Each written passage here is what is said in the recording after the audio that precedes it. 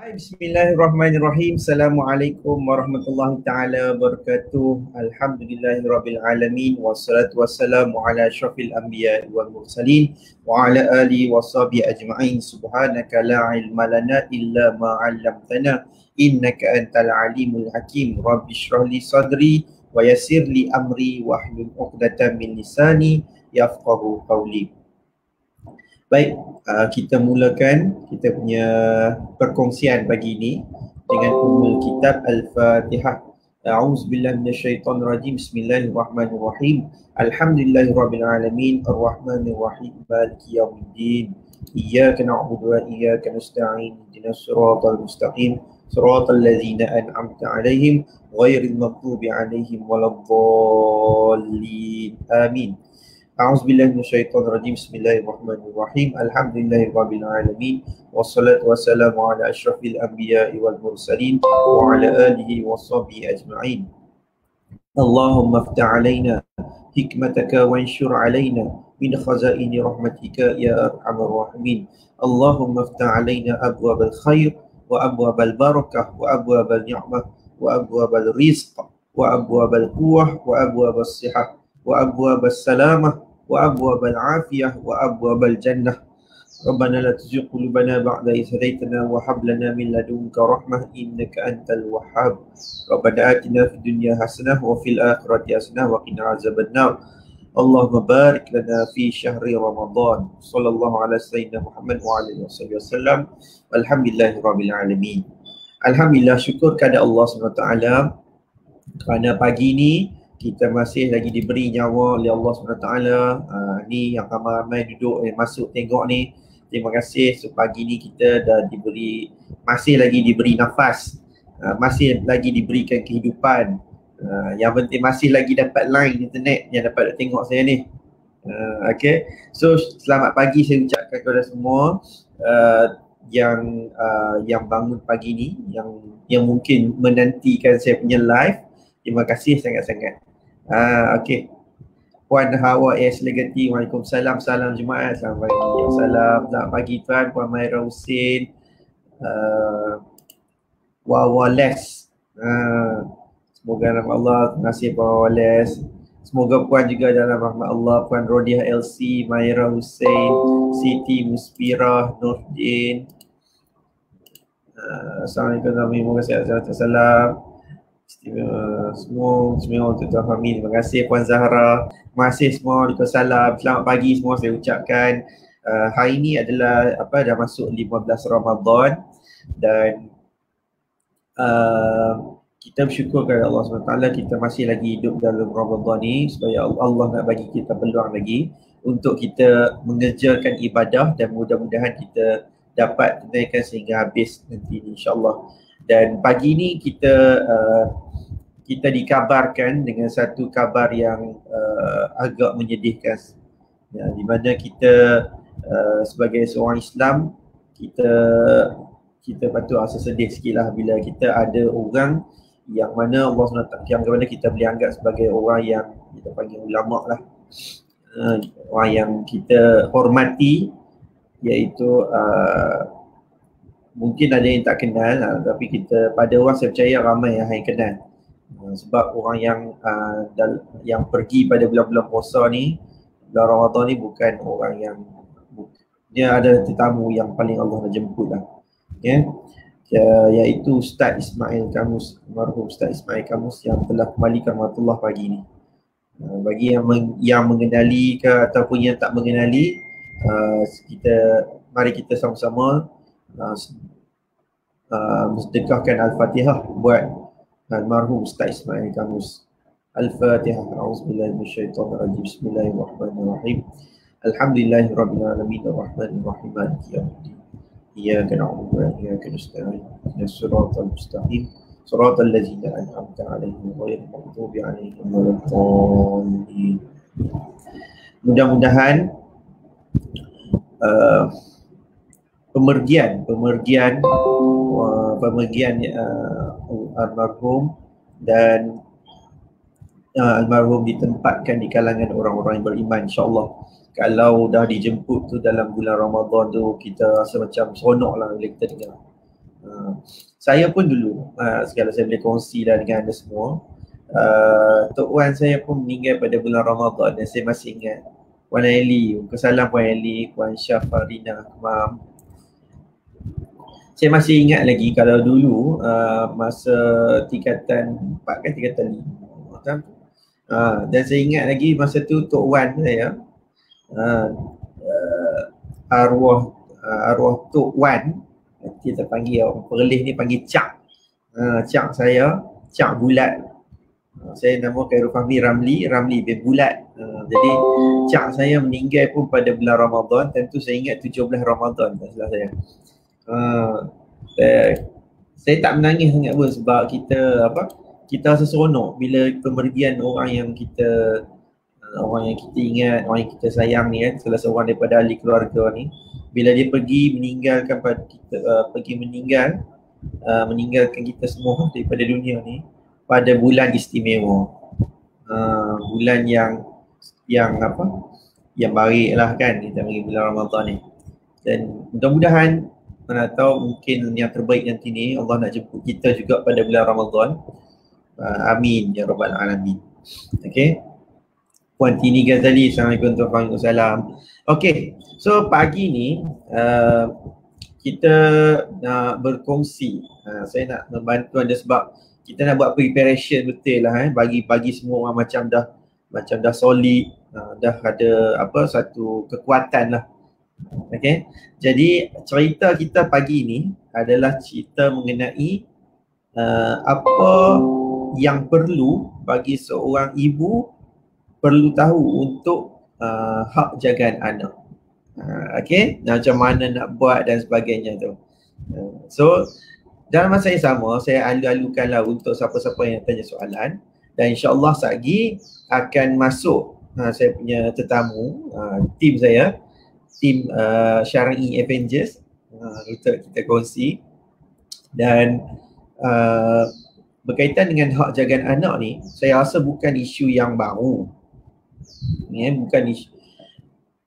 Ni test sikit, ada suara ke tak ni? Siapa dengar tak suara saya?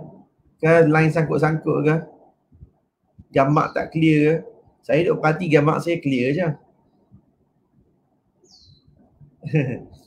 Puan Tis Iman Roshain, Waalaikumsalam.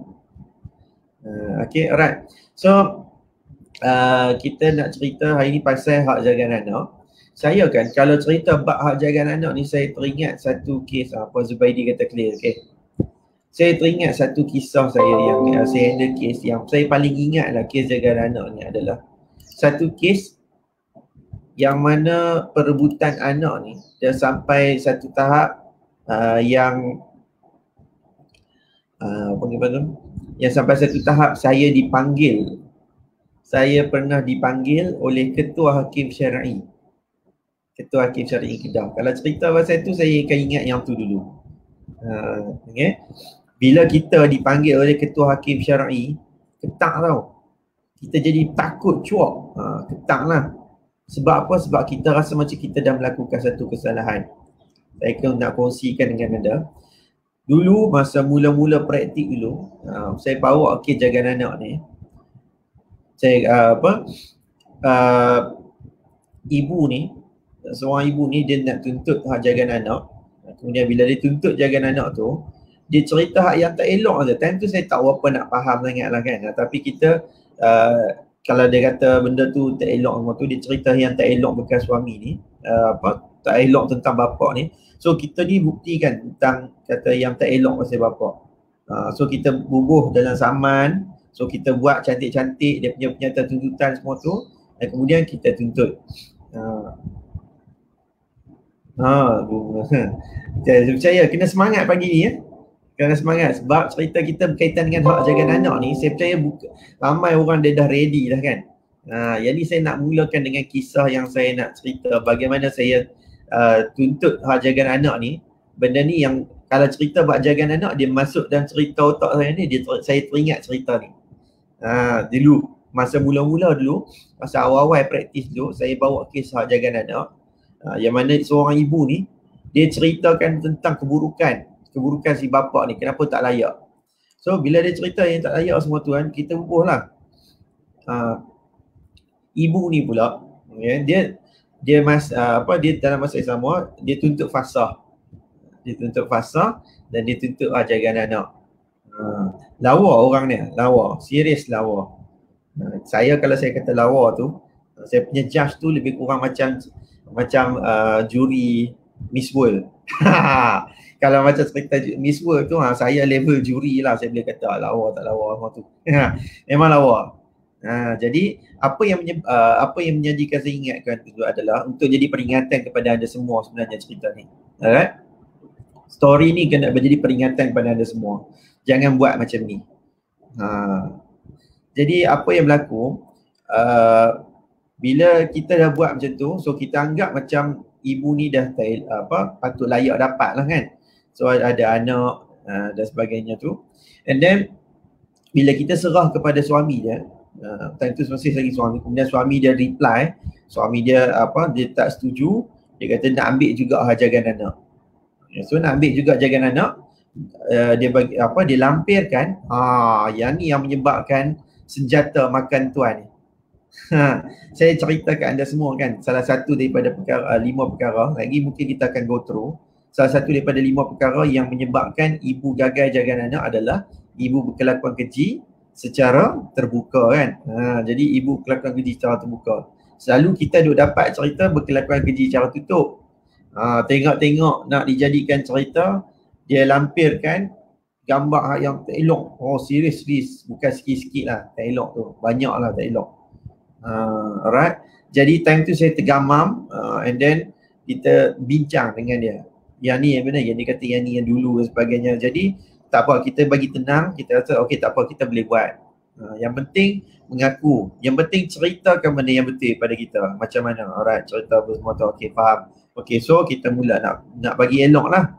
Bila nak bagi elok tu, dan kemudian dia rasa macam mungkin dia bimbang, sebab dia rasa dia tahu takut tak dapat jaga anak. Apa yang berlaku adalah dia menggunakan nama saya, peguam dia tu. Dia gunakan nama saya untuk nak telefon kepada seseorang yang berpangkat tinggi. Seorang yang berpangkat tinggi untuk mempengaruhi keputusan hakim. Senang ceritalah, macam mungkin dia ada kaitan dengan saudara yang ada pangkat tinggi sebagainya ni dalam sistem masyarakat. Dia telefon. So bila dia telefon tu, dia bagi tahu saudara dia tu supaya telefon hakim Mahkamah Syariah ni untuk mempengaruhi keputusan, macam bagi pihak pada dia. Senang ceritalah, orang kata macam rasuah lah kan.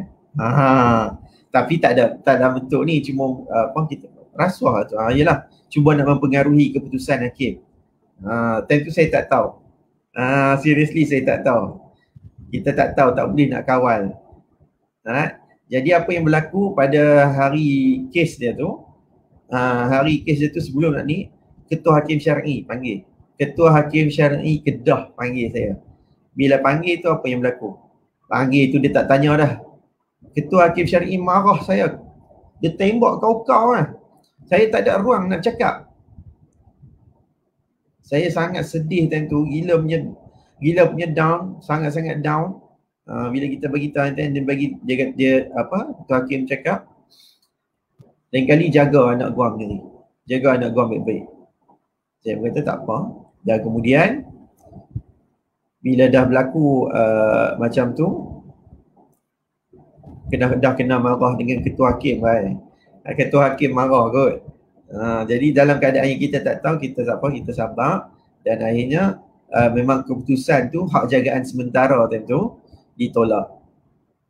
Jadi bila ditolak, maksudnya dibagi kepada bapa, dia dapat hak melawat sahaja. And then saya time tu saya tarik diri. Inilah kes pertama hak jagaan anak yang nak menunjukkan tentang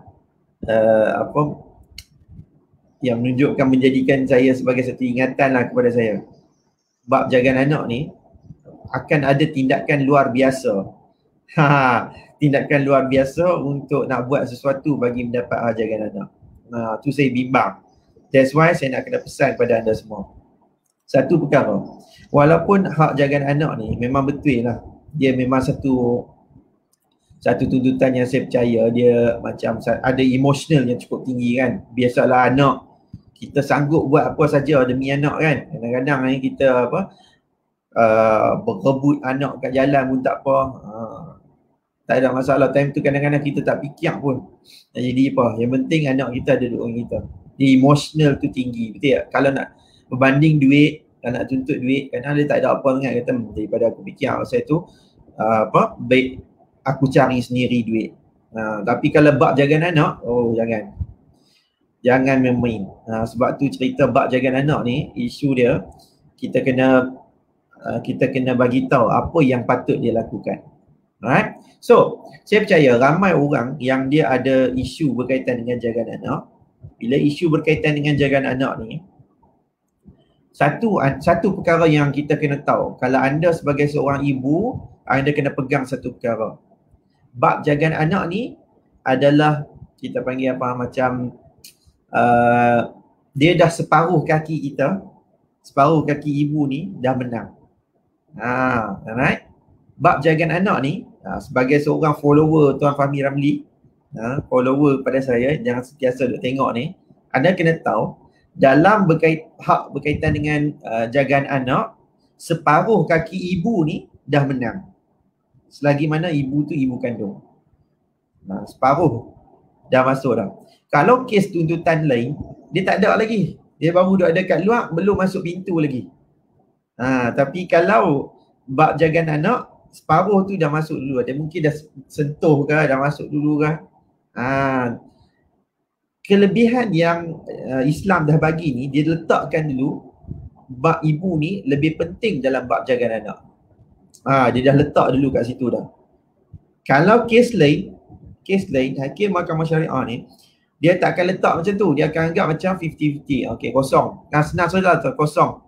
Sehinggalah pihak yang main mendakwa bukti betul-betul, pihak yang kena dakwa pun buktikan. Dia kosong baru okey, baru boleh imbang. Tapi kalau mai tu tuntutan tu, hak jagaan anak, dia akan set dulu. Kita akan set dulu ibu dulu. Even kalau bukan hakim saya sendiri pun, mai contoh nak tuntut macam contoh legal assistant saya beritahu, kata ada orang nak buka kes jagaan anak. Okay, alright. So kita tanya. Soalan saya tanya pertama, laki ke perempuan? Mak ke ayah? Kalau dia kata mak, saya rasa lega sikit dah. Saya rasa lega sikit sebab kita dah set ibu dulu. Okay. Kita tolak ke tepi dulu cerita hak yang teruk dan sebagainya. Ibu dulu. Sebab apa? Sebab dalam Islam Nabi sebut 3 kali ibu dulu.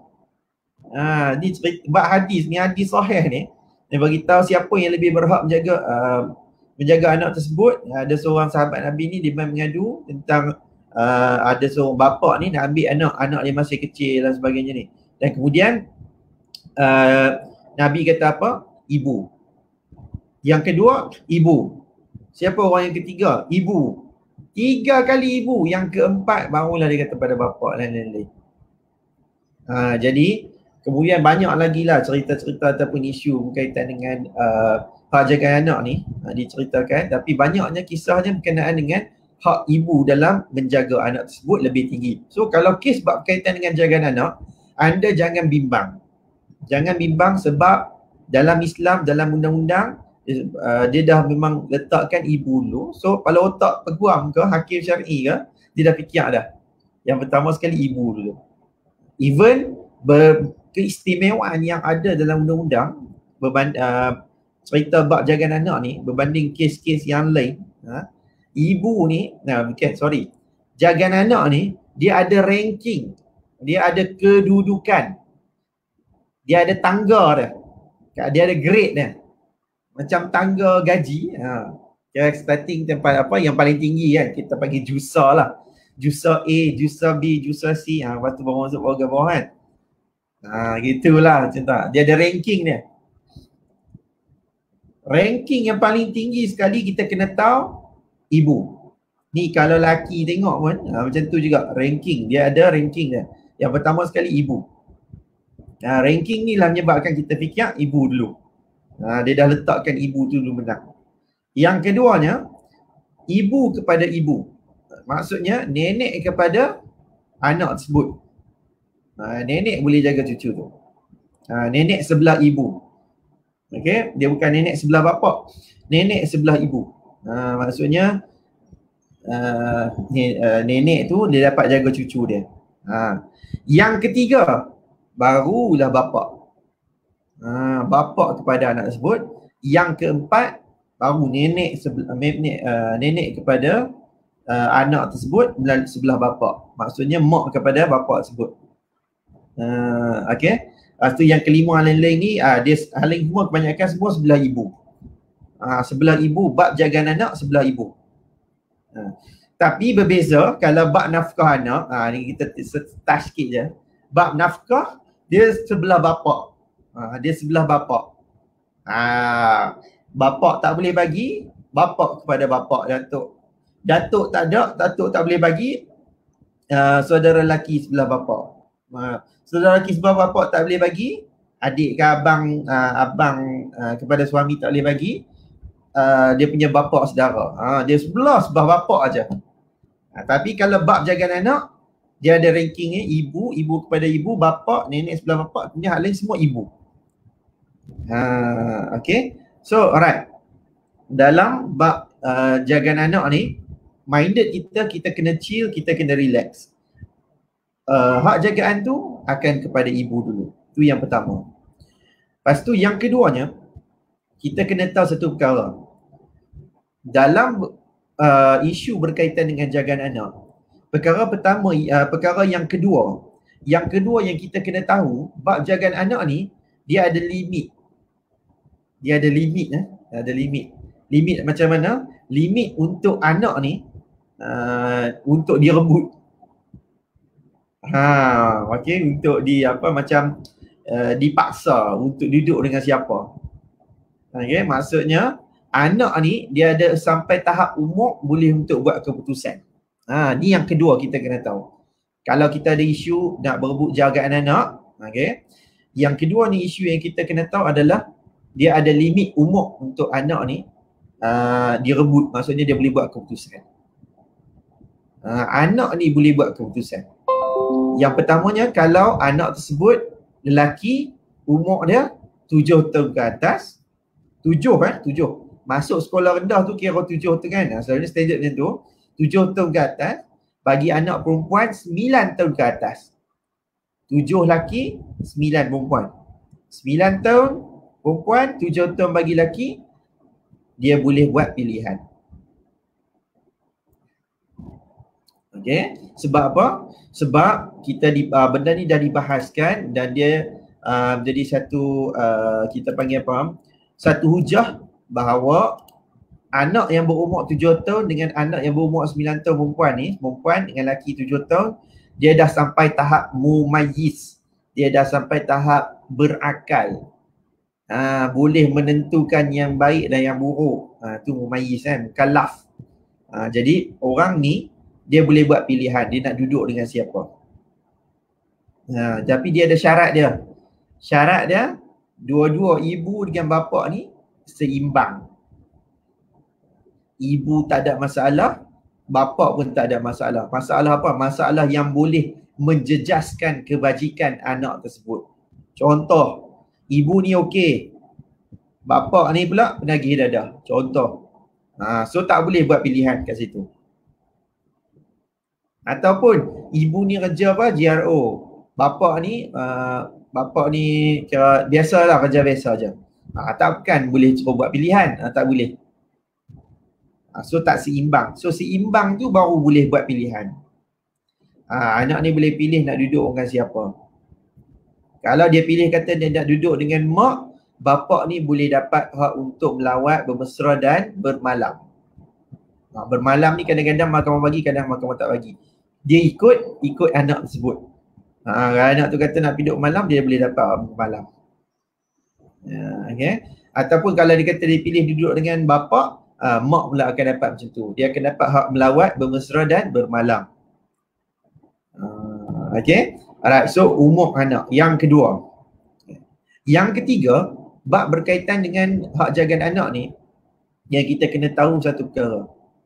Dia ada isu yang mana mak ni, kalau dia nak tahu tentang bagaimana dia boleh hilang kelayakan.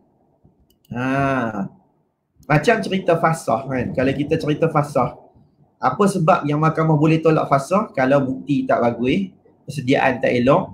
Kemudian satu lagi apa? Kalau macam contoh dia nusyus kan. Kalau dia cerita nusyus, dia tak boleh cerita pasal tak dapat nafkah. Jadi kebanyakan ni yang tu mungkin akan ditolak. Alright. Kalau bab jagaan anak, ibu ni kita tahu satu perkara. Walaupun dia mungkin dah sebelah kaki dah menang, tapi kaki dia tersebut mungkin boleh ditarik balik. Mungkin boleh dikeluarkan balik kalau dia ada salah satu daripada 5 perkara yang kita pernah share sebelum ni. Iaitu kalau ibu ni murtad keluar daripada agama Islam. Yang kedua kalau ibu ni berkelakuan keji secara terbuka. Maksudnya kerja teruk lah. Kalau takat tak pakai tudung tu tak dikira berkelakuan keji secara terbuka lagi. Ataupun macam selalu orang duk bagi SMS, dia kata mak ni duk SMS dengan lelaki lain, contoh curang. Tapi tengok-tengok dalam bentuk SMS yang tu tak terbuka. Kita yang membukakan benda ni, cerita ni kat mahkamah. Okay. Yang ketiga, berkahwin lain. Okay, berkahwin lain. Ibu berkahwin lain, dah bercerai, kemudian dia kahwin dengan lelaki lain. Yang keempat, ibu ni mendera ataupun mendatangkan penganiayaan kepada anak tersebut. Dera, menzalimi anak ni. Yang kelima, mengubah mustatin. Maksudnya pindah ke satu tempat yang sangat jauh dengan tujuan untuk nak pisahkan bapa dengan anak. Dia ada pengecualian. Kecualian kalau untuk orang yang pindah pergi tempat kerja, memang dia kena kerja ke tempat tu, dia kena pindah. Okay. Contoh dia kena ditukarkan daripada Kod KL, dia kena turun pergi ke Perlis. So dah bercerai, jadi anak kena ikut juga. Ikut. Ataupun dia nak balik ke kampung yang asal. Kahwin orang mana? Orang Terengganu. So dia nak balik Terengganu. Tak ada masalah. Okay. Alright. So itu yang ketiga, bab jagaan anak ni. Bab jagaan anak yang pertama tadi kita kena tahu apa benda? Ibu dah menang dulu. Ibu dah dapat dulu. Okay. Yang keduanya, bab umur anak kita kena tahu.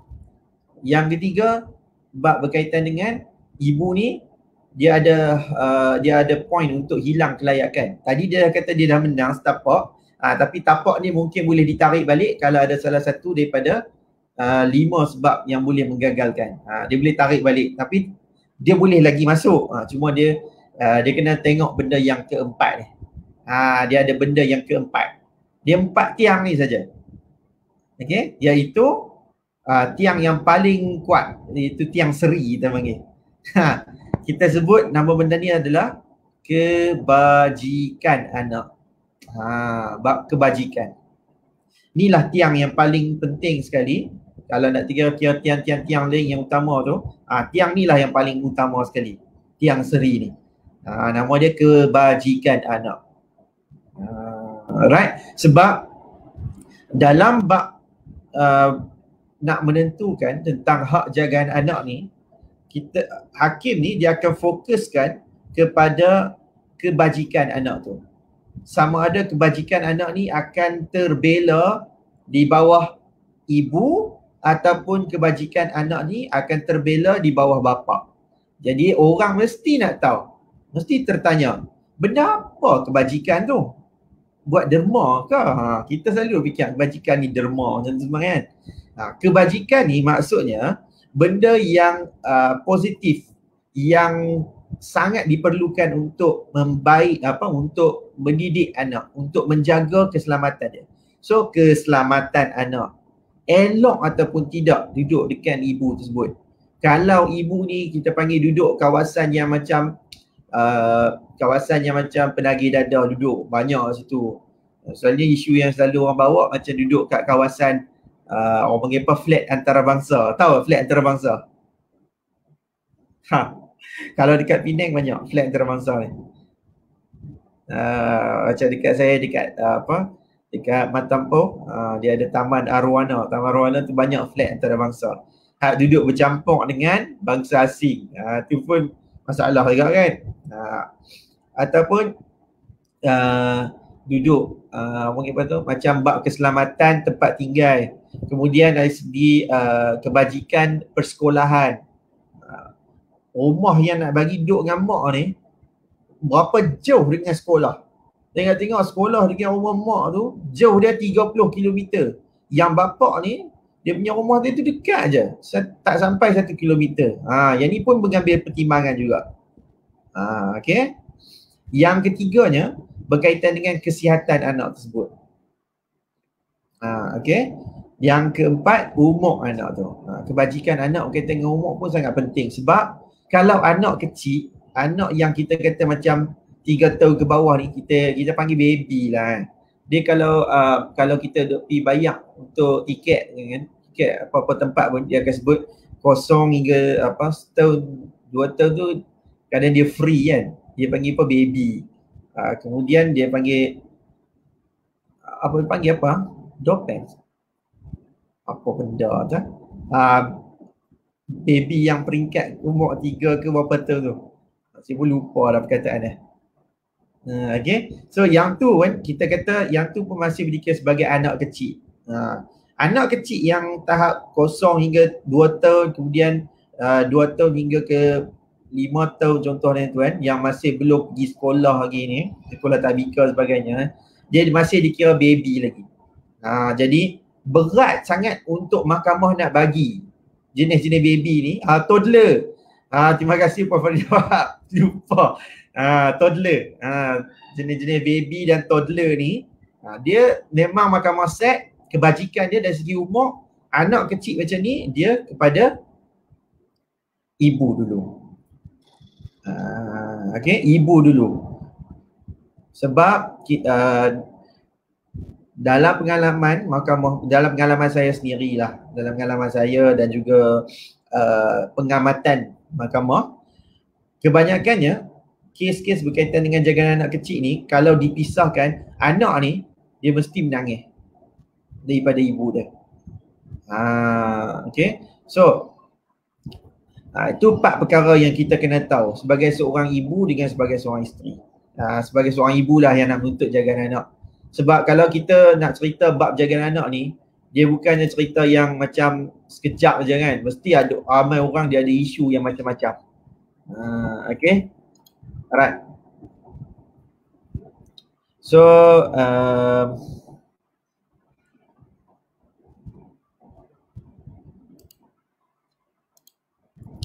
saya nak panggil lagi kawan saya ni. Kita nak berkongsi dengan dia macam mana kes yang dekat di Selangor.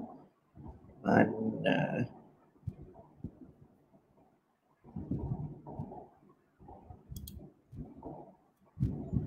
Okay, right. Okay, so sebelum kawan saya ni masuk, jadi saya nak bagi tahu kepada anda semua, itulah 4 perkara yang perlu anda semua tahu sebagai seorang ibu. Jadi ada orang mungkin dia akan tanya, tuan macam mana nak mulakan tuntutan ni? Nak mulakan tuntutan, kita kena ingat satu perkara. Bila kita nak naik mahkamah, kita kena tahu mahkamah tempat yang ada prosedur. Tempat yang ada prosedur ni, mahkamah ni, kalau kita nak masuk, kita kena buat saman. Ramai orang dipikir, saman apa siapa pula nak saman siapa? Dia buat kesalahan ke? Dia bukan saman kesalahan. Siapa yang dia fikir saman tu kesalahan, maksudnya dia selalu langgar trafik. Sebab kita ni selalu duk tahu tentang bab apa orang gitu, bab saman-saman ni. Bila kita duk kena saman trafik, jadi dia fikir saman ni kena bayar denda. No, saman ni maksudnya adalah satu surat rasmi. Satu surat rasmi, dia ikut prosedur, satu surat rasmi yang ada kenyataan ringkas daripada kita, fakta kes kita, untuk kita buka kes di mahkamah. Dia ada fakta ringkas. Dia ada dia punya prosedur dia. Jadi kita kena buat saman. Dan bab jagaan anak, dia adalah kes di Mahkamah Tinggi Syariah. Ni kita kena tahu Mahkamah Tinggi Syariah. Kalau orang ni duduk kat Perlis, dia untung. Sebabnya Mahkamah Syariah kat Perlis, kat situlah mahkamah rendah, kat tingkat atas sikit Mahkamah Tinggi. Dia dekat situ sahaja, dia tak ada tempat lain. Tapi kalau macam orang ni duduk kat Kedah, dia duduk dekat Baling ke, Kulim ke, Bandar Baru ke, jauh kan, jauh dengan Al-Ustaz. Dia dekat situ juga, dia dekat Mahkamah Tinggi Syariah Al-Ustaz, Mahkamah Tinggi Syariah Anak Bukit. Kalau orang ni duduk dekat Penang, Pulau Pinang, dia Mahkamah Tinggi Syariah Batu Gantung. Tak kisahlah duduk kat Kepala Batas ke, duduk kat Juru ke, duduk kat Nibong Tebal ke, mereka semua ni kena pergi turun kat Timur Laut. Dia kena dekat dengan Georgetown tu, dekat sebelah Lumba Kuda punya tempat. Okay. Kalau orang ni duduk dekat Kelantan, dia Mahkamah Tinggi Syariah Kota Baru. Kalau kat Johor, Mahkamah Tinggi Syariah Johor Baru. Okay. Tapi negeri lain ni saya tak tahu sangat. Cuma saya pasti, saya kata kalau macam orang yang duduk kat Kuala Lumpur, dia okey. Sebab dia lebih kurang macam Perlis. Dekat situ Mahkamah Rendah, dekat situ juga Mahkamah Tinggi. Cuma dia besar lagi lah Mahkamah Tinggi Syariah Kuala Lumpur ni, wilayah Persekutuan. Sama lah Putrajaya pun. Okay. Kalau orang yang duduk kat Selangor, Mahkamah Tinggi Syariah Shah Alam. Duduklah dekat hulu Selangor, Batang Kali ke, Sabak Bernam ke, jauh mana lagi, Sepang ke. Semua ni kena menghala ke Shah Alam.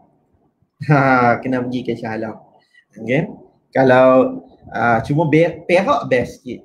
Kalau Perak best sebab dia apa, dalam macam contoh kita duduk kat Parit Buntak Parit Buntak, kemudian kita tak perlu pergi ke Ipoh, Mahkamah Tinggi Syariah Ipoh. Kita boleh filekan dekat Mahkamah Tinggi Syariah Parit Buntak. Dia mahkamah rendah itu, dan dia Mahkamah Tinggi pun dia sebut kat situ. Hakim tu akan travel ke situ. Dia kalau Kuala Gansak, Mahkamah Tinggi Syariah Kuala Gansak. Gerik, Mahkamah Tinggi Syariah Gerik. Tapi dia ada daerah-daerah yang dia bagi saja untuk jadi mahkamah tinggi. Taiping tak ada Mahkamah Tinggi Syariah. Taiping kalau tak silap saya, dia kena pergi ke Parit Buntak. Tak silap saya lah. Okay. So untunglah kalau macam dekat Perak Perak ni hakim dia travel. Okay. Alright. So bab jagaan anak ni, dia adalah bidang kuasa Mahkamah Tinggi. Kalau cerita bab bidang kuasa Mahkamah Tinggi, kita kena fikir satu perkara. Kalau kita ni pergi mahkamah, memang dah tahu kata suami ni tak setuju, bapa ni tak setuju, okay, tak ada persetujuan. Jadi bila orang yang tak ada persetujuan ni, dia dah tahu proses dia ni, dia takkan boleh lalui proses yang smooth. Pergi sekali balik terus dapat dah, no. Dia mesti akan ada set minded nak kena bicara.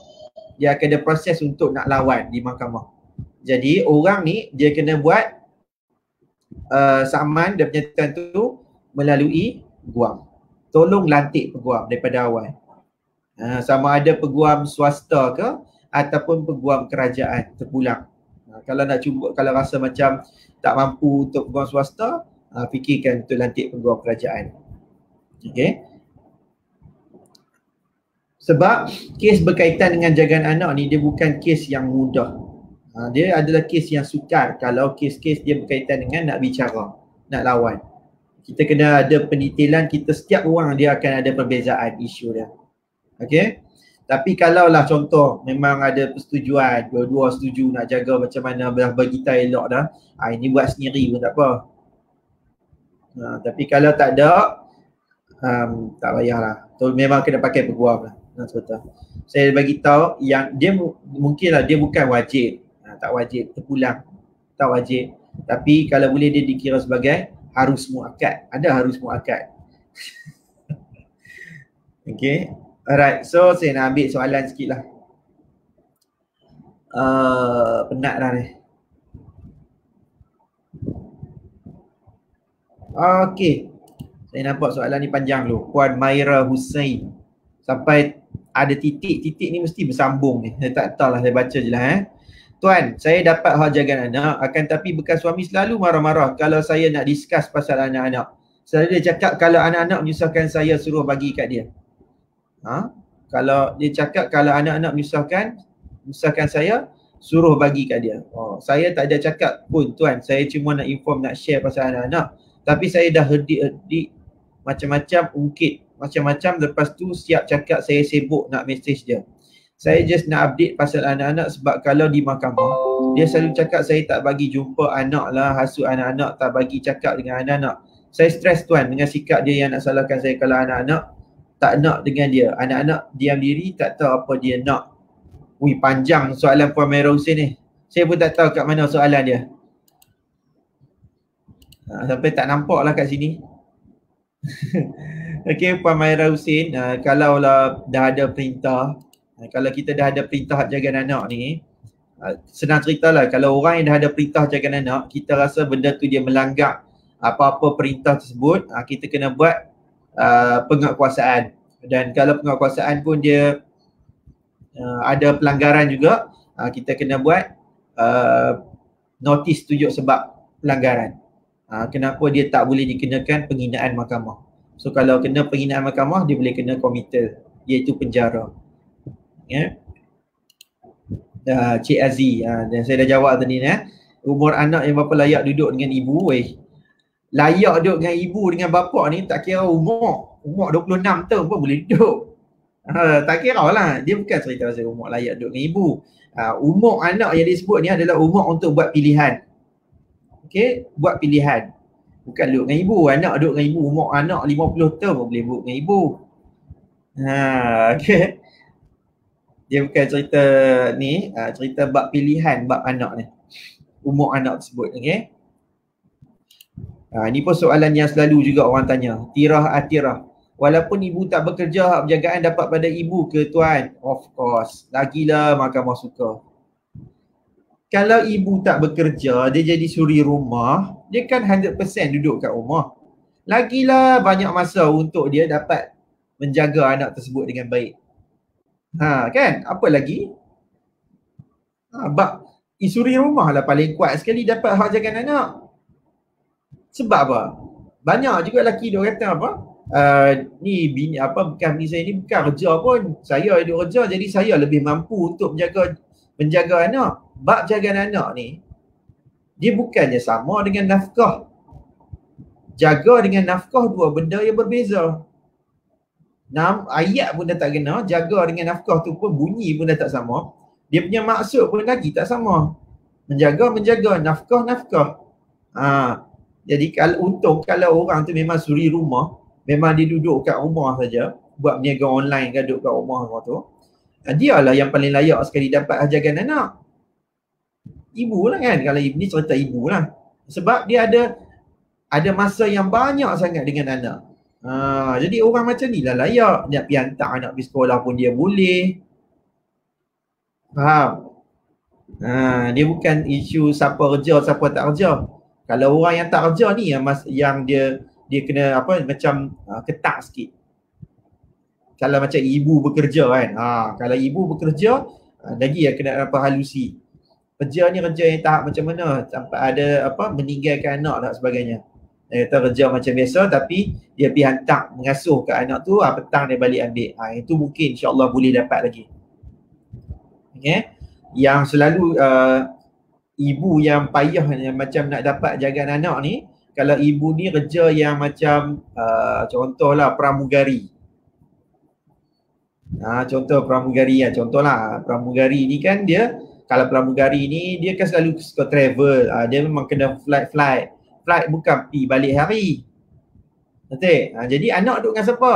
Kalau anak tu duduk dengan mak dia, mungkinlah tak ada masalah. Tapi kalau anak ni duduk dengan orang lain, so better memang dapat kepada bapa. Ataupun mungkin dapat kepada orang lain lah.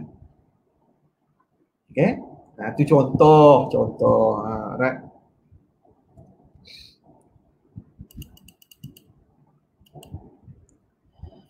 Alright, Puan Wiza Rozalin. Bolehkah selepas bercerai telah menuntut hak jagaan anak tapi ditentang? Tiba-tiba nak buat kes nusyus. Boleh ke nusyus sebab keluar mak hantar ubat pada arwah ayah? Yang ni nak cerita saya jaga anak ke pasal apa ni? Boleh ke selepas bercerai telah siapa yang telah menuntut? Puan lah, kita anggap Puan Puan Wiza menuntut jagaan anak tapi ditentang. Standard. Tiba-tiba nak buat kes nusyus. Okey macam ni Bila orang ni boleh disabitkan nusyus? Bila isteri boleh disabitkan nusyus? Isteri boleh disabitkan nusyus hanya dalam tempoh perkahwinan. Dalam tempoh perkahwinan. Bila dah bercerai, nak nusyus apa lagi? Tak boleh. Tak boleh lah kan. Macam contoh standard orang selalu kata macam tu. Tuan, saya dulu ceraikan dia sebab dia panggil dia nusyus.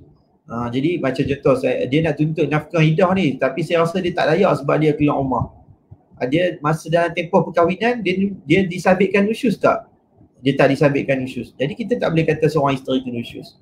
Nusyus hanya boleh berlaku dalam tempoh perkahwinan. Maksudnya suami isteri dalam keadaan yang mungkin dah tak elok, suami ni buat permohonan sabitan nusyus, jadi isteri ni disabitkan nusyus, baru dia disabitkan nusyus dalam tempoh perkahwinan tersebut. Faham? Tapi kalau orang yang dah bercerai, dia tak ada nusyus-nusyus tu. Cuma dia mungkin ada pertimbangan oleh mahkamah, bukan sabitan nusyus, cuma perlakuan seperti seorang isteri yang nusyus. Okay. Yang ni paling penting sekali.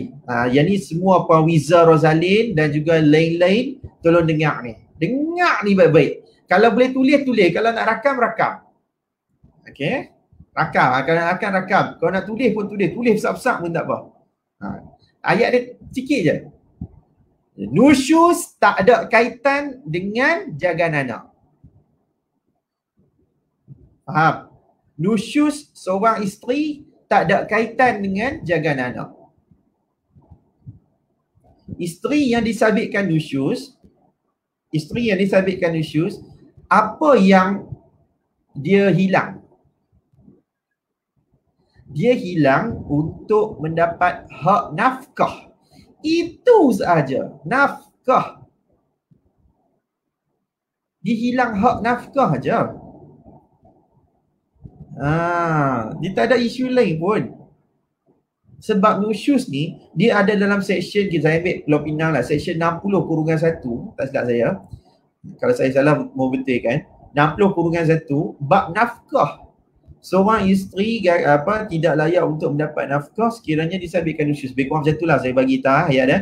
Tak layak nafkah kalau dia nusyus. Itu je section cerita pasal nusyus ni. Faham? Nusyus tak ada kaitan dengan hak jagaan anak. Tolong pesan, kalau ada lelaki yang tengok ni, faham betul-betul. Nusyus, isteri, bekas isteri tak ada kaitan dengan jagaan anak. Kalau kita yang nonton ni perempuan, wanita, ibu, kalau dia rasa macam dulu dia pernah lari keluar daripada rumah dan sebagainya, kemudian berlaku cerai ataupun dia mungkin disabitkan nusyus, jangan bimbang. Tak ada kaitan langsung. Unless, melainkan nusyus dia tu memang disabitkan tu, cerita dulu pasal nusyus dia menjadi pekerja dia sebagai pekerja GRO contoh, ataupun jadi pelacur, yang teruk-teruk lah, yang teruk tahap level dewa macam ni, yang tu insyaAllah, yang tu memang boleh dikategori sebagai berat. Okay. Alright, so kita ambil faham, yang tu lah istilah yang mana ramai orang dia salah faham. Kat mana sebab Puan Wiza tanya tentang nusyus ni. Memang ramai orang dia akan tanya tentang jagaan anak ni. Kalau ibu nusyus, dapat tak jagaan anak? Of course dapat lagi. Dia hanya tak dapat nafkah je. Kalau dia lepas cerai, dia nusyus, dia hanya tak dapat nafkah iddah sahaja. Itu sahaja. Hak lain semua dia boleh tuntut macam biasa. Harta pencarian boleh tuntut. Hak jagaan anak boleh dapat. Mut'ah pun boleh dapat sagu hati selepas cerai. Cuma dia boleh mengurangkan jumlah tu je sebab dia nusyus. Itu sahaja. Lain dia still layak macam biasa. Okey, Puan Haida Hood. Assalamualaikum, selamat pagi Tuan. Waalaikumsalam. Saya nak tanya, masa PKP ni buka tak mahkamah BSK? Saya nak pergi file kes tunggakan. Bekas suami tak bagi langsung sekarang ni. Terima kasih. BSK bukan mahkamah. Okey Puan Haida. BSK is BSK, bahagian sokongan keluarga. Okay. Mahkamah is mahkamah. Mahkamah itu adalah mahkamah. BSK bukan mahkamah. Dia lebih kurang peguam. Cuma dia punya power dia tu, power dia boleh buat apa? Dia boleh panggil lah seseorang tu. Seseorang suami ni, temu bapa untuk nak tanya. Dia kadang-kadang dia panggil macam tu je tu. Okay? Dia lebih kurang peguam je. Cuma dia ditubuhkan oleh kerajaan untuk isu-isu berkaitan dengan tunggakan nafkah anak ke, nafkah isteri ke. Nafkah tu dia dekat BSK. Untuk yang lain-lain nak tahu. Setakat yang saya tahu, kata semua sekarang ni, especially sektor-sektor pentadbiran, banyak yang dah buka. Pejabat agama, mahkamah, BSK, even bantuan guaman pun dah buka. Sebab saya tengok kawan saya, bantuan guaman Pulau Pinang, dia dah hampir kerja dah, siap pakai suit lagi. Jadi saya tengok okey, betul dah buka. Cuma yang saya tahu dia bila buka pun, tapi dia ada benda-benda yang bersyarat. Ada benda yang ada benda lah yang dia orang berjalan, ada benda yang dia orang tak jalan. Okey. So dekat situlah kita nak tanya, kalau kita nak tahu, Google BSK negeri mana anda duduk tu, Google, nombor telefon tu, call. Kalau ada orang angkat, ada orang cakap tu buka lah tu. Tapi kalau tak ada orang angkat, kalau kita nak juga teringin pergi tengok, tanya semua tu, kita pergi tengok. Kalau ada kat kaunter dia buka tu, buka lah. Okay, alright. Kalau dia tak bagi langsung sekarang ni, kalau macam contoh tak buka lagi, yang penting catat berapa dia tak bagi semua tu. Mudah untuk kita nak buka kes nanti ni. Samalah ni Puan Al-Kalim At-Tayyib, Tuan Fahmi Jabat Agama dah buka ke? Dah buka. Mahkamah pun bila dah buka. Cuma depa ni masih lagi dalam persediaan. Saya tengok gambar mahkamah kat Kedah tu, depa tengah dah buat persediaan untuk apa? Buat tanda pangkah, tempat mana duduk, beratok jarak macam mana. And then yang paling penting, kalau mahkamah dia ada kes yang tertentu sahaja. Kes yang lain-lain yang mana sebelum ni ada sebutan dah bicara semua tu, yang tu belum lagi. Cuma ada, kalau nak file kes baru pun, kes-kes yang berkaitan dengan persetujuan bersama, dengan kes-kes yang berkaitan dengan pengesahan lafaz cerai. Dan satu lagi, kes-kes yang ada unsur keterdesakan yang akan di-approve oleh ketua hakim. So tengok, ketua hakim rasa macam terdesak, kes tu akan jalan. Tapi kalau hakim rasa macam kes tu tak terdesak, benda tu tak boleh. So dia tak normal lagi lah kalau buka pun. So, kalau buka normal, saya tak live ni sekarang ni. Saya tak live, mesti saya dekat mahkamah pagi-pagi macam ni. Ni tambah-tambah pukul 9. Waktu ni dah start dah sebutan. Tu senang cerita. Petanda dah saya lah. Petanda dah saya. Kalau saya masih lagi duduk live macam ni, maksudnya mahkamah tak buka normal. Okay? Mudah lah. Kalau nanti tengok kata Tuan Fahmi ni dah tak live pagi-pagi macam ni, tu maksudnya mahkamah dah buka elok dah. Senang. Saya tak akan live pagi je. Ni orang bagi apa, tanda-tanda. Puan Wiza lagi Boleh ke hak anak beralih arah sebab nafkah yang diberi tak cukup dan suka-suka je nak bagi bila-bila saya nak bagi. Dia tentukan mahkamah lagi. Bila minta nafkah, dia minta kita serahkan anak pada pihak sana. Atas alasan tak mampu dan minta duit nafkah. Okey. Hak jaga anak nak beralih arah, maksudnya macam mana tu? Kalau hak jaga anak tu memang dah dapat kat kita, nak beralih arah ke mana lagi? Kalau kata hak jagaan anak tu dapat kepada si bapa pula sak. Dia sakkan kontrak tu, dia sakkan pada orang lain. Selalunya dia sakkan kepada mak dia. Jadi benda tu tak sesuai. Tak boleh. Jadi kita boleh buat penguasaan kat situ. Dan boleh mohon untuk ubah perintah. Okay, tapi itu pun bergantung kepada mahkamah. Bergantung kepada mahkamah lah. Mahkamah rasa macam tak ada isu sangat pun, so mahkamah akan tolak. Tapi kalau mahkamah rasa ada isu, yang tu mungkin mahkamah akan membenarkan tuntutan kita. Tapi kalau isu bab nafkah ni tak dapat, yang ni kena tuntut lah. Tu ni kena tuntut. Kadang-kadang macam tu lah. Culas, tak cukup, tak bagi langsung. Ada orang dia tak bagi langsung nafkah anak sebab dia kata anak tak ada duduk dengan dia. Yang ni jenis-jenis macam ni kena starlight bagi. Alright. Kak Zahra. Puan Zahra Ibrahim. Tapi Tuan Fahmi, adilkah? Saya kena baca dalam bentuk drama sikit Puan Zahra ni. Tapi Tuan Fahmi, adilkah bagi bekas isteri yang tak berjaya dalam bab jaga anak tu tak diberi langsung untuk menziarahi anak-anaknya?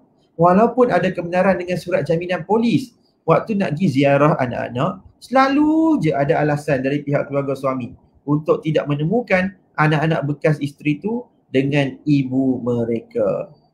Yang ni bukan setakat tak adil. Ini of course tak adil. Dia lebih dahsyat daripada tak adil, iaitu zalim. Zalim.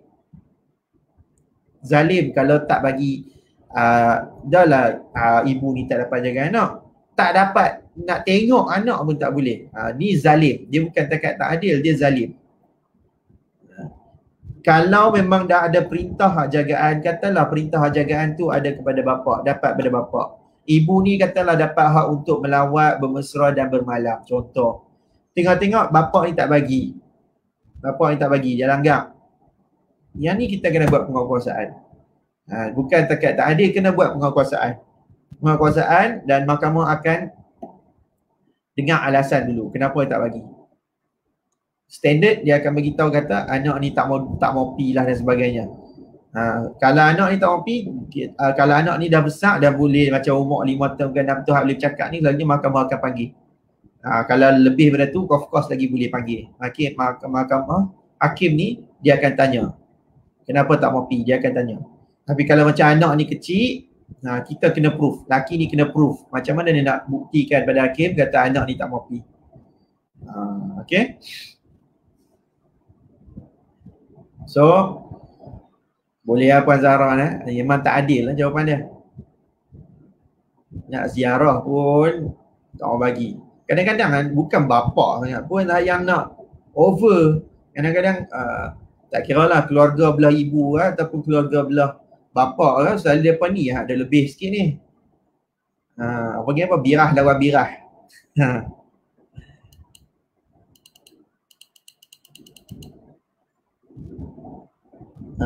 Puan Nur Nordin. Cuba reply sikit Puan Nur Nordin. Dia kata topik yang saya tunggu-tunggu ni, topik yang melemahkan saya bila fikir soal anak. Ni bila dah dengar banyak penjelasan ni rasa-rasa kuat tak? Kalau tidak Puan Nur Nordin kena bagi tahu, tulis kat situ. Sangat kuat Tuan Fahmi, kalau rasa macam ada soalan tanya. Saya nak tahu juga penjelasan nafkah ni, boleh Tuan jelaskan? Nafkah kita ambil tajuk lain nanti InsyaAllah ada sempat lagi. Kalau ikut mahkamah start, dia kata 13 hari bulan 5, maksudnya minggu depan. Okay. So, saya masih lagi normal kat sini. Kalau start lagi pun saya rasa macam dia masih lagi dalam bentuk bersyarat. So, saya mungkin akan live lagi sebenarnya.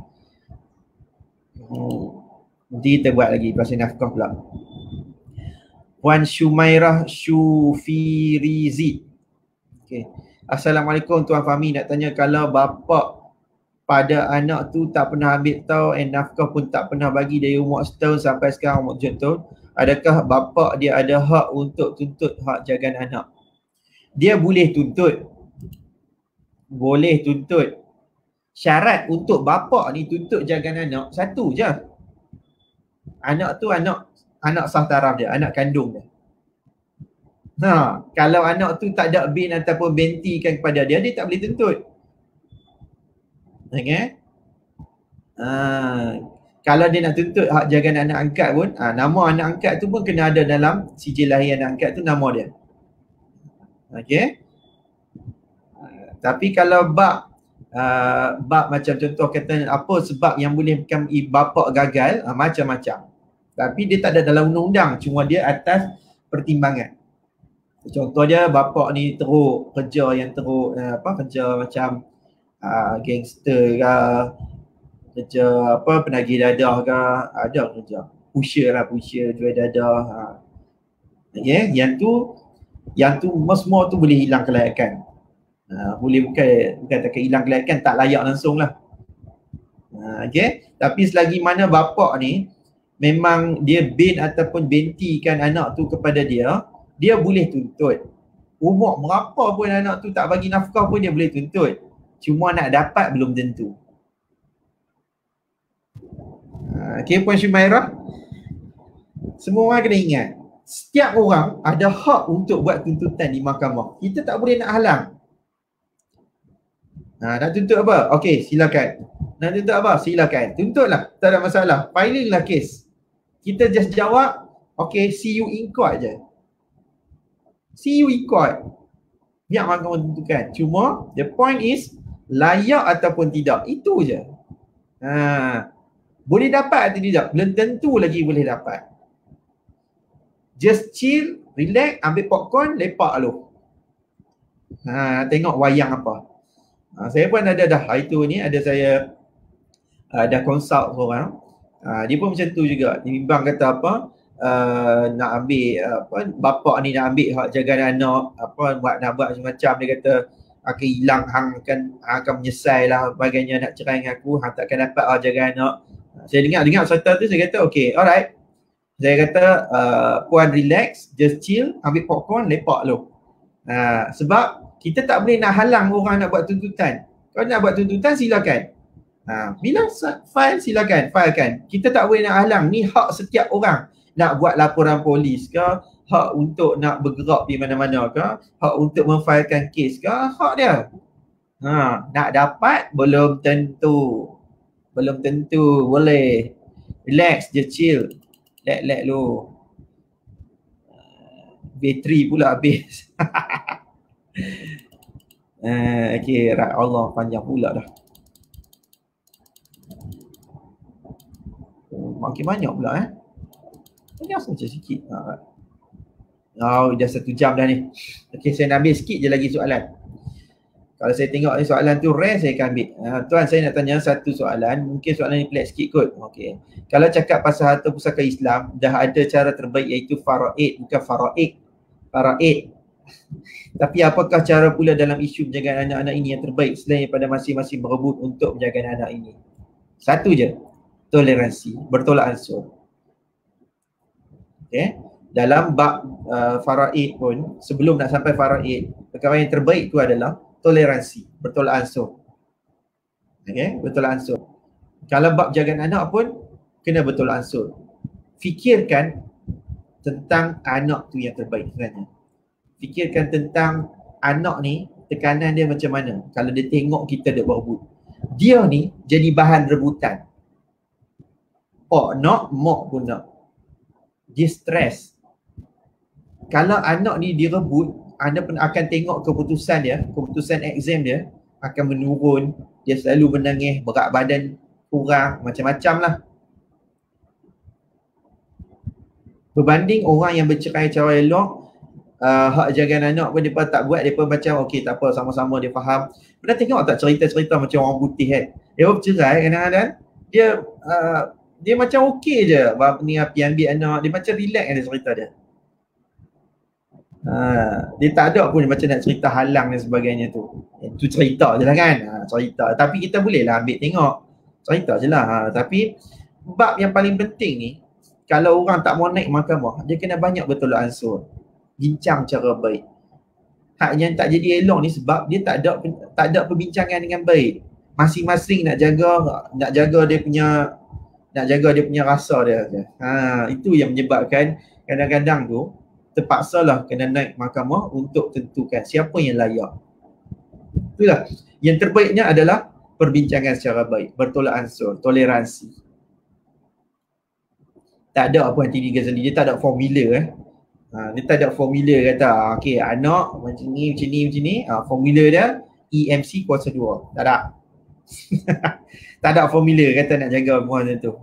Dia kena tengok yang paling penting sekali, mahkamah pun suka kalau kita ada toleransi. Puan Aina Nafisa, thank you. Orang Puan Laili tanya kalau anak itu yang tak mau, macam saya kata tadi dah kan, anak ni akan dipanggil oleh mahkamah, tapi kita kena buat penguatkuasaan dulu. Hakim akan tanya anak-anak. Salam tuan, saya ini straight forward ni. Puan Siti Nuriza, salam tuan, kalau anak telah 4 tahun tak jumpa tapi saya tak dapat jumpa kerana disekat oleh ibu. Selama tu saya langsung tak boleh tanya khabar walaupun dengan bertanya khabar. Oh, okey. Kalau puan ada pergaduhan dengan ibu puan, ni ibu saya tak tahu ibu mertua ke ibu. Puan tulis ibu ni, saya rasa ibu je lah kan. Plaintiff tu adalah puan, defendant tu adalah ibu puan. Mak boleh lawan dengan mak. Ibu ni boleh lawan dengan mak dia. Ibu kepada anak ni boleh lawan kepada nenek tu. Alright? Boleh tuntut. Siapa yang ada anak tu, kita boleh tuntut.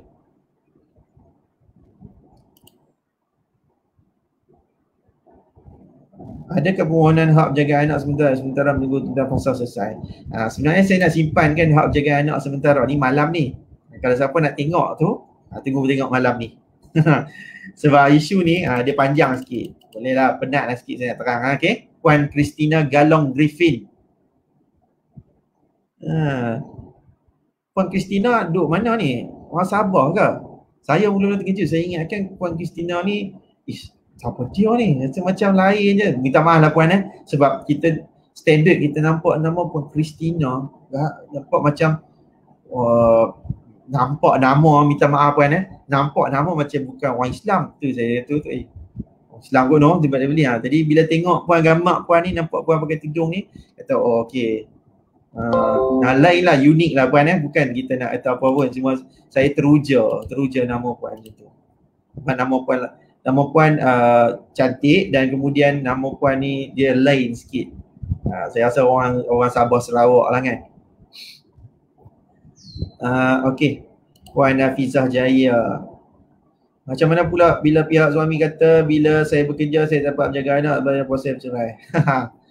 Kalau bab jaga anak ni dia tuduh kata kita ni kerja, kita tengoklah, kita pembuktikan kerja kita ni kerja yang tak sampai tahap tinggal anak, yang sampai tak balik langsung. Tu je. Tak jadi isu lah kalau kita kerja. Kalau kita dah bercerai, kita ibu tunggal, siapa nak sara nafkah kita kalau kita tak kerja? Kalau bapak tu pun nak ambil jaga anak, dia kata kita kerja, habis dia tak kerja. Kan? Unless lah kalau si bapak ni kerja dia duduk kat rumah, dia invest saja. Jadi investor sahaja. Tu lain lah. Okay, alright. Pak Tisha Ba'a, salam tuan. Nak tanya kalau dah hampir 8 bulan si bapa jumpa anak tapi boleh kahwin lain dan nafkah pun bagi main kadang-kadang cukup, kadang-kadang cukup, kadang tak cukup. Si bapa cuma duk video call and call, tanya khabar saja. Bolehkah saya nuntut penjagaan sehingga umur 18 sebab saya banyak tanggung anak dari X banyak tak berlaku adil ke atas anak telah berkahwin. Kalau macam ni lah perempuan semua. Kalau anak tu duduk dengan kita, anak tu memang duduk dengan kita, si bapak ni tak mau rasa macam nak ambil anak tu. Kalau anak tu memang duduk dengan kita, bapak ni tak mau ambil, terpulanglah. Kalau tak buat tuntutan, tak mau buat pun tak apa. Tak penting pun kalau ada perintah tu. Faham? Anak tu nak duduk berbeza pun tak apa dengan kita. Dia tak boleh paksa. Kalau macam contoh kita buat tuntutan lah, hak jagaan ni berikan kepada kita, memang akan dapatnya lah. Kalau bapak tu tak main pun tak apa, memang akan dapat. Bapak ni pula dia akan dapat hak untuk bermesra dan melawat. Mungkin dia tak ada hak malam. Bermesra dan melawat tu, dia ada hak sahaja, dia ada hak. Kalau dia tak mau tunaikan hak dia tu pun, dia boleh je video call ke VC ke apa semua tu, call, tak ada masalah. Yang tu hak dia nak buat apa. Kadang-kadang ada orang, dia dapat hak macam tu, dia tak buat langsung pun.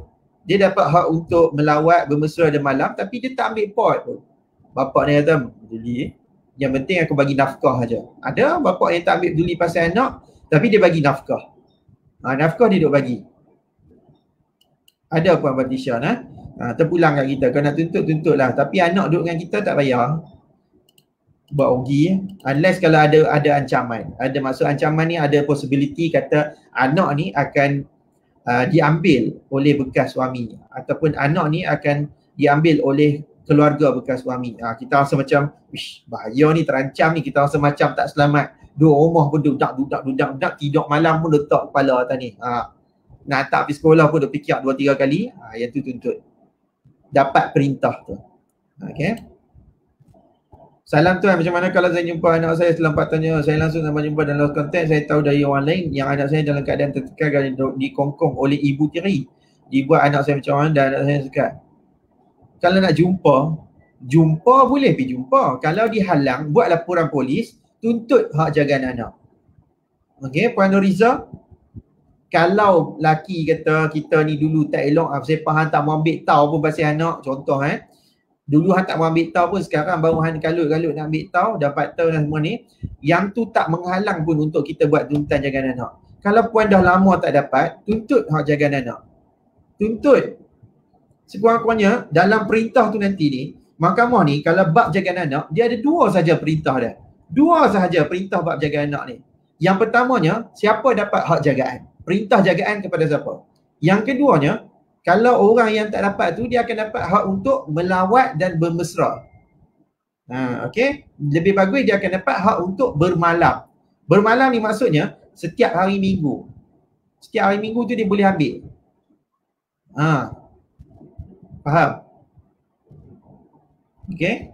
So tuntutlah. Yang tu tak menghalang pun untuk puan tuntut. Tambah-tambah anak duduk dengan ibu tiri pula. Kalau kita ni single, kita tak kahwin pun, kita lagi layak sebab kita ibu. Tapi kalau kita dah kahwin, yang tu mungkin dia akan payah sikit. Sebab kita dah berkahwin lah, ingat. Puan Musfirah Nordin. Kami nanti buat topik pasal harta pencarian. Boleh. Dengan syarat puan kena jadi follower ataupun fan saya yang paling tegar. Boleh insyaAllah. Nanti saya buat. Boleh Puan Musfirah insyaAllah. Nanti saya buat perkongsian. Saya talk satu-satu. Saya tahu banyak orang dia akan ada isu macam tu. Sikit lagi saya nak habiskan Jadi 5 minit dah. Puan Salmi Hassan, salam saya tanya, kalaulah saya dah pasah, bukan pasah puan, fasah, F-A-S-A-K-H, fasah. Pasah dengan suami saya. Lepas tu saya dah jumpa dengan orang lain. Lepas saya nak kahwin dengan lelaki lain. Lepas tu adik berapa? Adik berapa? Lepas tu adik berapa saya tak nak bagi wali. Lepas tu adik sebelah adik saya kot adik belah kot. Saya tak nak bagi wali. Lepas tu saya nak kahwin juga. Kalau saya guna wali hakim boleh ke? Okey lah. Dia cerita wali hakim. Alright, Puan Salmi Hassan, yang ni dia lari tajuk sikit. Okey, tapi tak apa, saya jawab. Okey, Puan Salmi, kalau kita ada wali yang memang wali tu masih hidup. Kalau bapak tak ada, datuk dah tak ada, adik-beradik kita. Adik-beradik sebelah lelaki tu wali. Wali kita. Kalau wali kita enggan, dia tak mau jadi wali, kita tak boleh terus minta lantik wali hakim. Jadi kita kena buat permohonan dekat Mahkamah Rendah Syariah. Puan Salmiah duduk dekat mana? Pergi dekat Mahkamah Rendah Syariah daerah tu dan buat permohonan, nama dia permohonan wali enggan.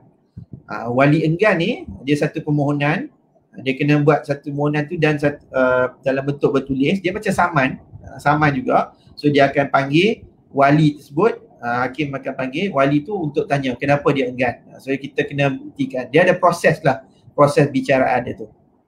Kalau memang sungguh-sungguh juga tak ada sebab yang munasabah dia enggan, so mahkamah akan membenarkan perkahwinan tu secara wali hakim. Ada orang dia menikah dekat dalam mahkamah tu terus. Okey.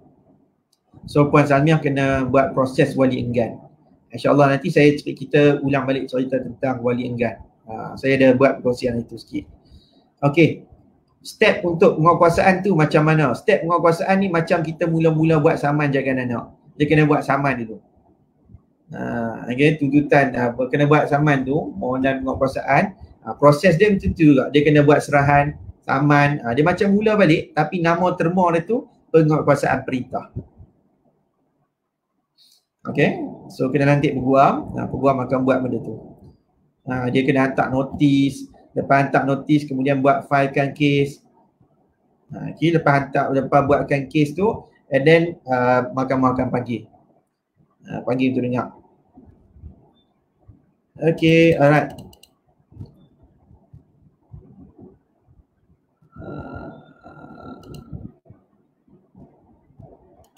Okey, Puan Maliana Liana. Saya pun nak tanya juga, nak tahu juga, ini beri pun tak cukup. Ikut sekarang kadang lambatkan. Puan Maliana nak tanya siapa? Tak apalah. Terima kasih salam tuan, lega rasa penjelasan tuan. Saya suka bila orang kata lega. Sebab bila saya orang my consultation dekat pejabat pun, saya dengar dulu, saya tengok muka teruk, ada muka biru, hijau, purple. Dia main macam tu. Saya paling suka bila dia balik tu dia senyum. Sebab saya tahu lega. Saya suka tanya orang tu lah kali, macam mana puan, rasa macam mana, okey tak bila dapat penjelasan ni? Dia kata macam okey, faham, lega sikit. Kalau tidak saya budak-budak. Saya suka orang kata lega. Okay, alright. Hafiza Jaya. Salam tuan, bila dalam proses sikit anak dengan saya, adakah boleh saya minta dia sewa rumah dari pihak suami untuk tanggung sebab ada anak dengan saya tak bekerja. Okey, dalam nafkah anak, dalam tuntutan nafkah anak, salah satu benda yang boleh dijadikan tuntutan nafkah tersebut adalah nafkah tempat tinggal. Tempat tinggal anak, suami masih kena tanggung walaupun kita yang jaga. Jadi kita boleh masukkan tuntutan nafkah anak kita tu dengan tuntutan duit rumah. Tapi dia ada bab nafkah ni, sebab tu saya nak reserve untuk tajuk lain, sebab nafkah ni dia ada satu benda yang dinamakan sebagai ikut kemampuan. Jadi kadang-kadang mahkamah ni akan bagi ikut kemampuan. Okey, boleh minta nafkah tu untuk tanggung. Tapi kalau macam minta dekat luar ni tak ada perintah, dia kata hang duduk kat situ, aku pula nak kena tanggung. Tapi anak duduk dalam tu. Jadi sepatutnya dia kena tanggung lah kan. Kalau dia kata boleh aku nak tanggung nafkah anak, anak ni duduk kat rumah lain, hang jangan duduk kat situ. Mana boleh macam tu, anak nak siapa nak jaga dia? Betul tak? Itu standard kan. Kita boleh buat tuntutan nafkah anak ni.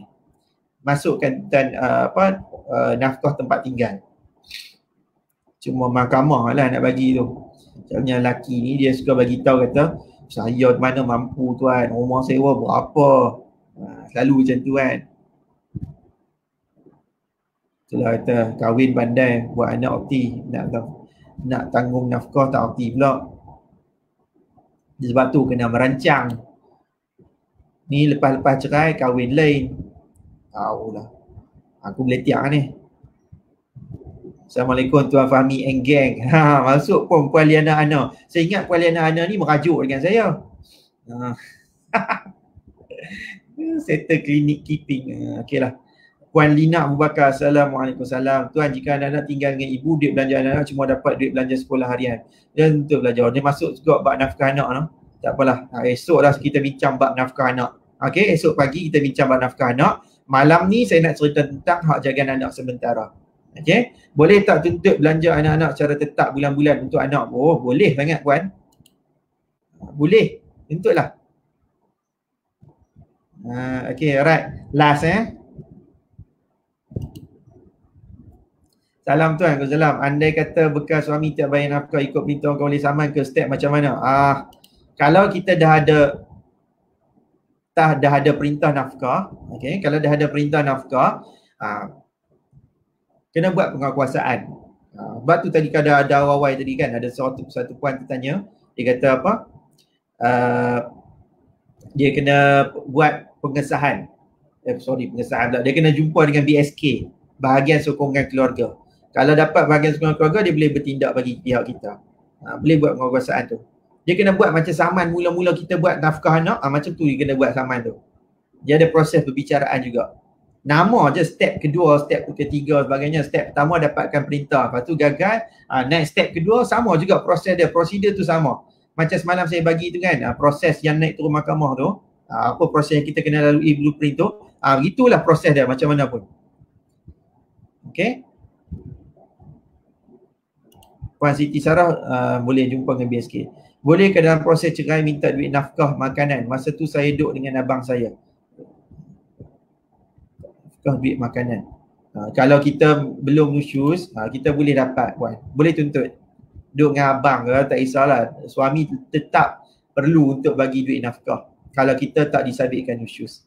Tak menaja kan saya okey je, saya kan profesional. Macam tu lah puan.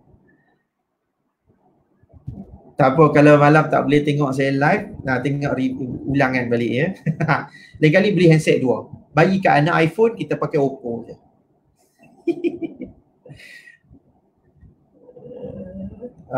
Okay, alright. Malam ni macam biasa standard pukul 10. Lepas tarawih pukul 10. So insyaAllah kita akan go through lagi bab jaga anak ni. Bab jaga anak ni dalam isu bab jaga anak sementara. Saya punya team saya, team sharing Avengers tak masuk pun. Saya tak dia mungkin ada urusan tu. Tak apalah. Jadi saya boleh jawab soalan dah semua. So 9.30 dah. Kita pun dah 1 jam 20 minit dah lari masa dah.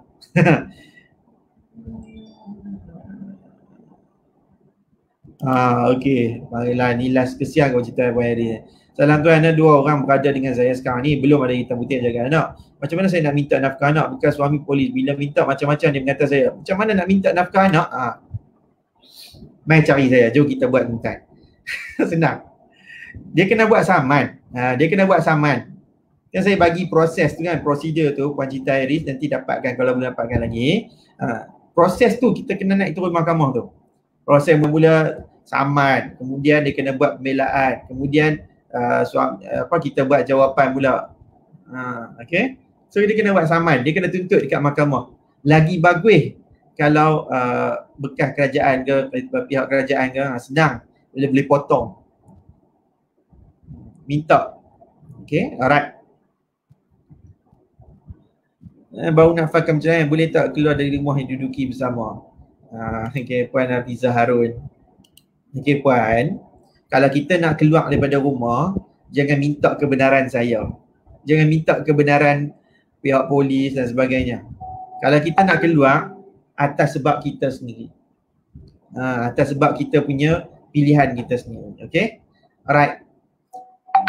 Yang penting proses itu mesti kita kena tahu. Boleh tengok video-video sebelum ni. Saya bagi tahu apa kena buat, laporan polis, bagi tahu kata saya nak keluar pada rumah. Laporan je, bukan minta kenderaan polis. Laporan bagi tahu nak keluar rumah sebab apa, bla bla sebagainya. Okay, alright. Kemudian jangan lambat sangat nak filekan perceraian. Kena seberapa segera. Okay, itu saja. Terima kasih. Saya mohon ampun dan maaf, dan bagi anda yang belum lagi mendapatkan blueprint ni, anda tolong dapatkan. Ni bagi untuk nak tahu macam mana proses naik turun mahkamah tu. Sebab ada orang tanya lagi berapa tahun nak kena naik turun mahkamah. Dia tak ada jawapan, dia hanya ada satu prosedur. Macam mana bentuk yang dia kena lalui tu. Saya janji kepada anda, saya cuba siapkan free blueprint yang lebih detail. Saya buat dalam bentuk e-book, iaitu apa peringkat setiap kes tersebut. Saya akan bagi free insyaAllah. Okay, blueprint proses kes di Mahkamah Syariah, dapatkan yang ni dulu. Simpan baik-baik. Okay. Alright, itu saja.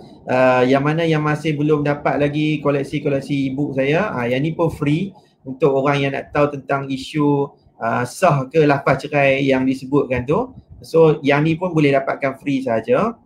Dan anda boleh tengok dekat saya punya page tu, anda boleh scroll tu, cari kalau ada gambar muka ni, dan saya bagi tulis link tu, dan klik saja link tu. Okay, alright.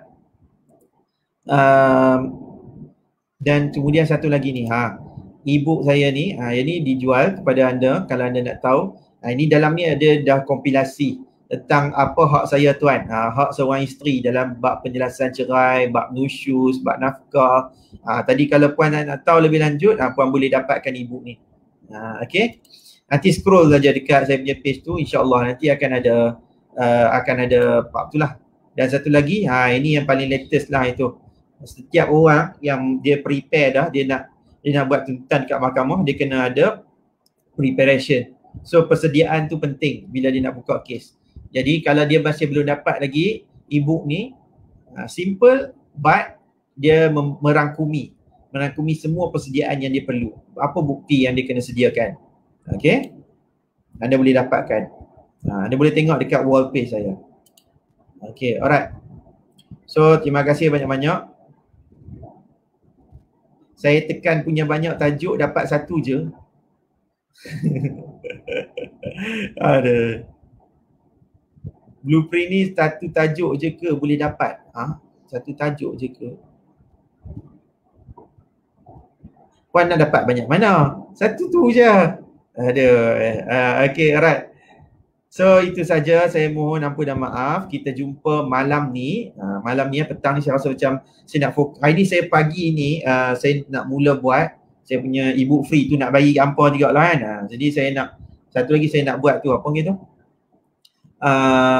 Aku nak buat apa gitu.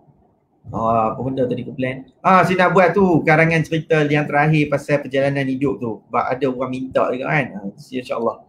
Perjalanan hidup yang menarik, yang bagaimana saya mengakhirkan benda ni dengan banyakkan untuk memberi perkongsian. Siapa Tok Guru saya sebenarnya tu.